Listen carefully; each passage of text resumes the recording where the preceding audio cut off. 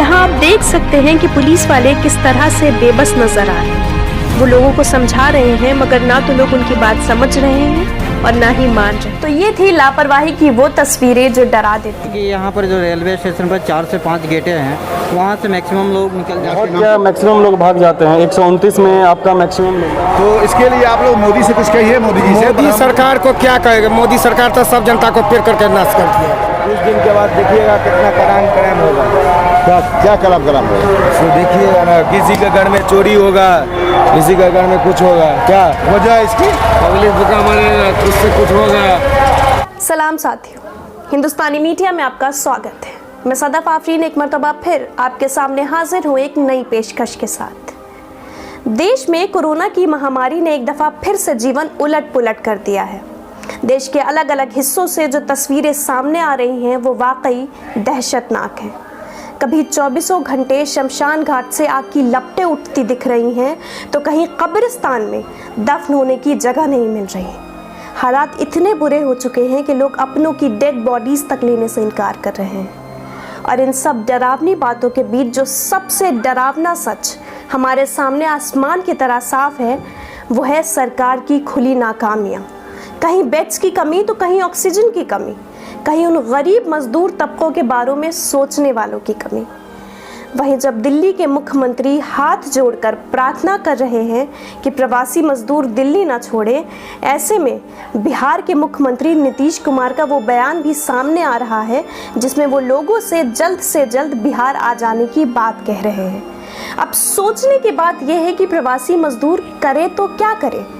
दिल्ली में लॉकडाउन लगते ही एक दफ़ा फिर से पिछले साल जैसे ही तस्वीरें सामने आने लगी हैं। प्रवासी मजदूर एक दफ़ा फिर अलग अलग स्टेशन पर दौड़ भाग लगाते दिख रहे हैं।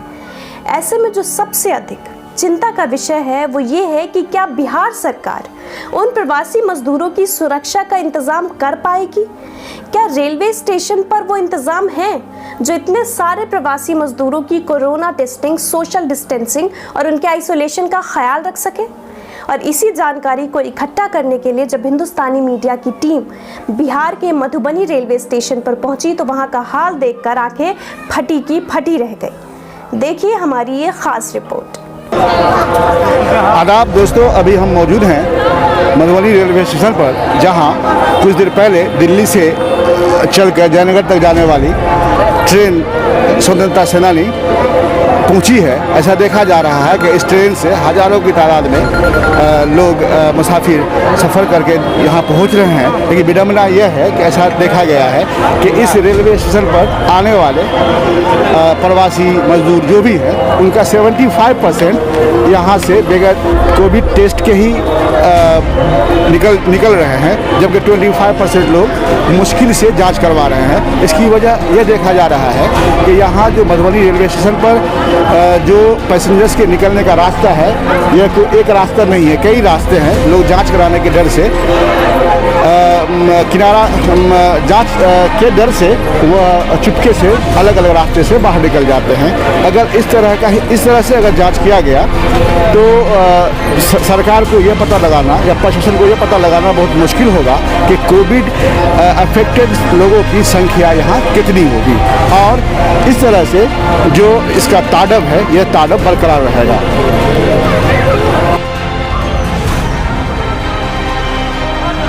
यहाँ आप देख सकते हैं कि पुलिस वाले किस तरह से बेबस नजर आ रहे हैं। वो लोगों को समझा रहे हैं मगर ना तो लोग उनकी बात समझ रहे हैं और ना ही मान रहे हैं।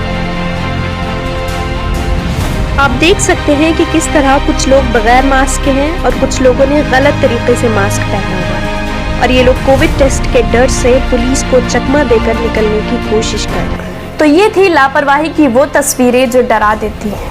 इस मामले पर जब हमारे editor in chief mister Shahid Kamran ने रेलवे स्टेशन पर जांच कर रही टीम से बात करने की कोशिश की तो डॉक्टर कमलेश का क्या जवाब था, सुनिए।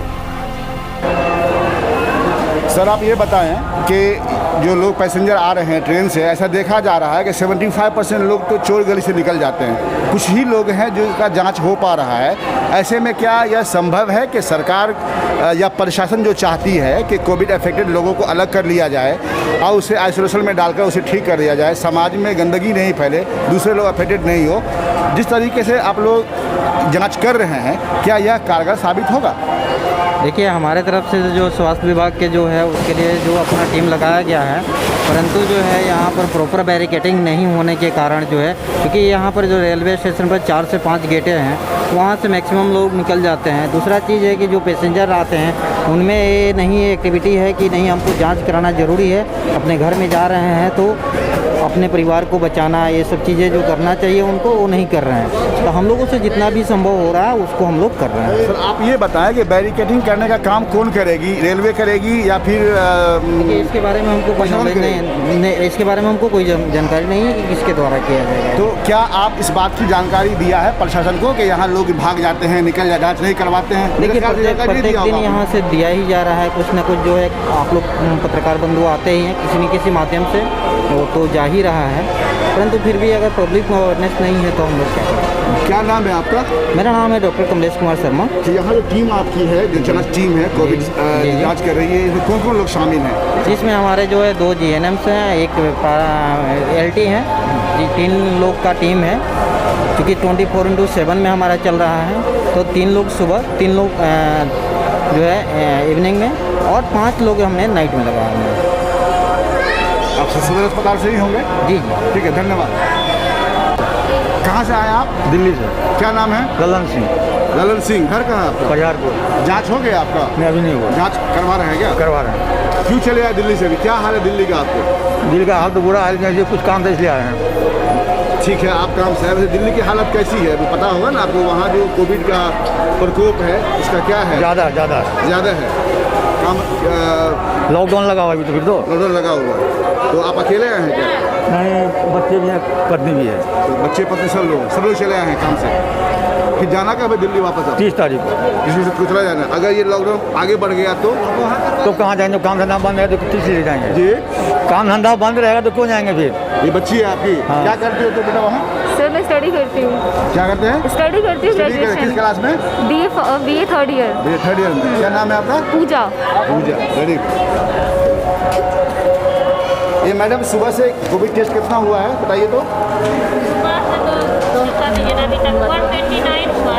129 हुआ। 129 हुआ। इसमें अफेक्टेड लोग कितने हैं? अफेक्टेड कितना था? 5 था पर अभी कितना हुआ? 3 8 कुल 129 में 8।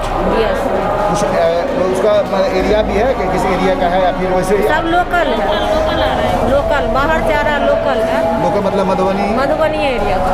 मधुबनी एरिया का ही है। क्या नाम है आपका? अंशु कुमारी। अंशु कुमारी। आप किस पोस्ट पे हैं? GNM में। A grade nurse. कहाँ है? सदर हॉस्पिटल मधुबनी। अच्छा मैम, आपका नाम क्या है? संगीता कुमारी। कहाँ है आप पोस्टेड? यहाँ सदर हॉस्पिटल मधुबनी, GNM है, ग्रेड A स्टाफ नर्स।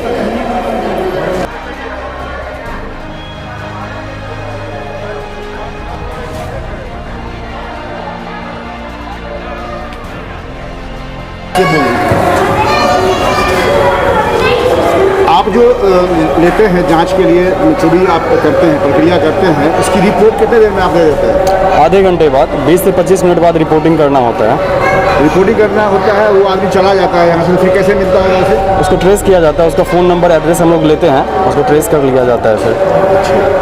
तो जैसे कि आज दिन में होल डे में हज़ारों लोग ट्रेन से उतरे होंगे, चले गए होंगे, लेकिन अफसोस की बात यह है उनको कहीं ना कहीं चूक है, चाहे प्रशासन की हो, चाहे वो रेलवे डिपार्टमेंट की हो, ये तो वक्त ही बताएगा।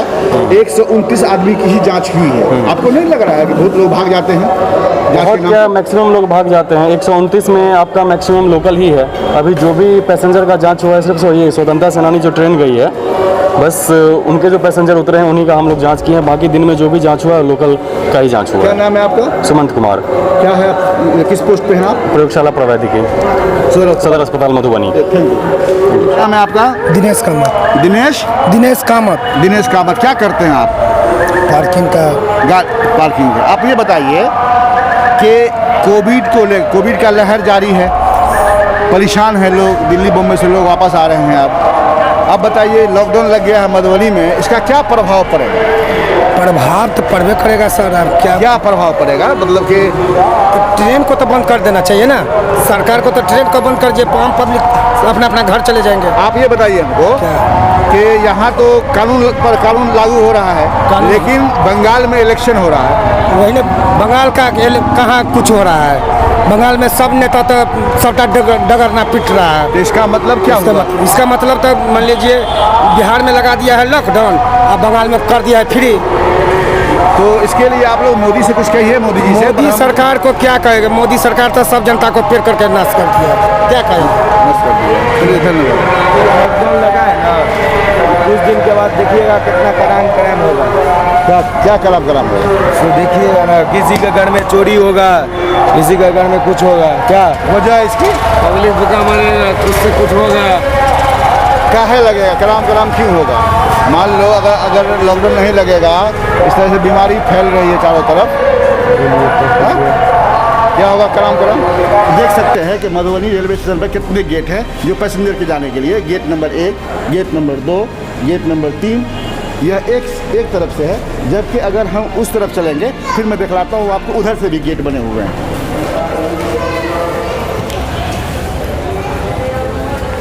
और गेट नंबर 4, 5 इस तरह से मधुबनी रेलवे स्टेशन से बाहर निकलने के लिए 5 गेट हैं। 5 गेट हैं और जांच करने वाले जो कोविड टेस्ट करते हैं वो एक जगह एक गेट पर बैठे हुए हैं। इस तरह यह बहुत ही मुश्किल होगा कि आने वाले सभी पैसेंजर का जांच आसानी से लिया जा सके। तो लापरवाही और गैर जिम्मेदारी की ये सारे हालात आपके सामने हैं, और ये तो बस बिहार के एक जिले के एक रेलवे स्टेशन का हाल था। पूरे देश में क्या हो रहा होगा इसके लिए आप खुद समझदार हैं। आप बखूबी ये अंदाज़ा लगा सकते हैं कि सरकार को आपकी जान की कितनी परवाह है। इसलिए सतर्क रहिए, मास्क और सैनिटाइजर का लगातार उपयोग करते रहिए और देखते रहिए हिंदुस्तानी मीडिया। हमारे चैनल हिंदुस्तानी मीडिया को सब्सक्राइब करें और लेटेस्ट अपडेट्स के लिए बेल आइकन दबाएं।